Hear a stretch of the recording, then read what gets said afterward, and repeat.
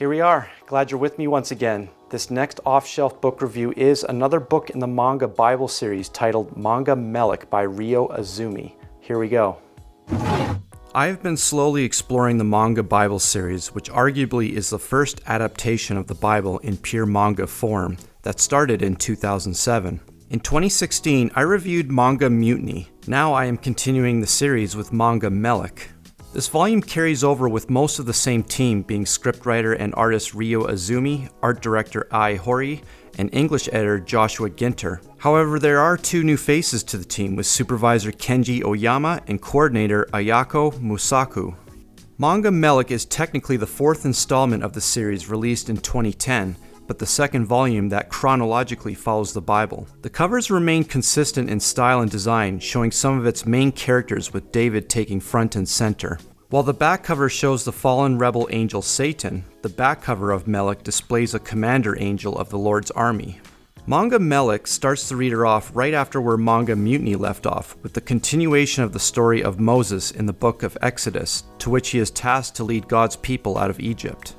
Readers will continue on through the books of Exodus all the way to 1 Chronicles, with the omission of Leviticus. While the story of Moses is one of the larger stories, there are definitely other pivotal stories and characters such as Joshua, Deborah, Gideon, Samson, Ruth and Boaz, Samuel, Saul, and David. The visuals are again well drawn, with its content mature enough that both teens and adults can enjoy, which plans to be consistent in its design and storytelling. This was a very smooth and enjoyable read that only took me 2 hours to blaze through. While slightly less in pages, it still provides engaging material to help readers make sense of a very violent and turbulent time in history, which God's people continue to rebel and having to be rescued from various battles. Once again, there are scriptural reference points for every page to help the reader dive into the Bible in order to gain full context of the story, in which illustrations can only go so far with. Manga Melech focuses on one of the most violent periods of history in the Bible. With that, it struggles at times with finding a balance between showing violence and censoring gore. Most of the time, there are scenes that just show blood without seeing gore.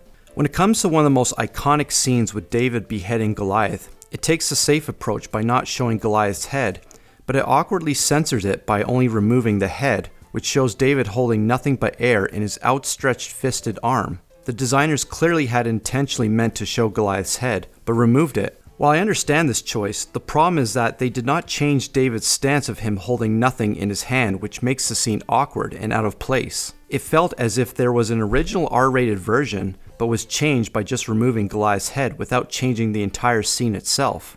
I felt more effort could have been put into finding a better compromise, such as showing a silhouette of David with Goliath's head. That way people know there was a beheading but do not have to see the actual gore of it.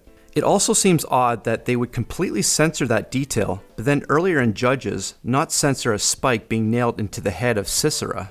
Manga Melech overall continues to help new believers, young and old, understand God's redemptive master plan for the world. While I did say that Manga Mutiny is safe for children to read, this volume deals with a more violent period of time in the Bible. This leaves parents having to use their own discretion whether children should read this or not. Despite that, the Manga Bible series team complete a fluent job in guiding the reader through the many wars between kings and kingdoms that is usually difficult to keep track of for new readers of the Bible. They help address this while keeping readers engaged. I hope you found this review informative. Once again, if you'd like to learn more about the Manga Bible series, visit nextmanga.com. Talk to you soon.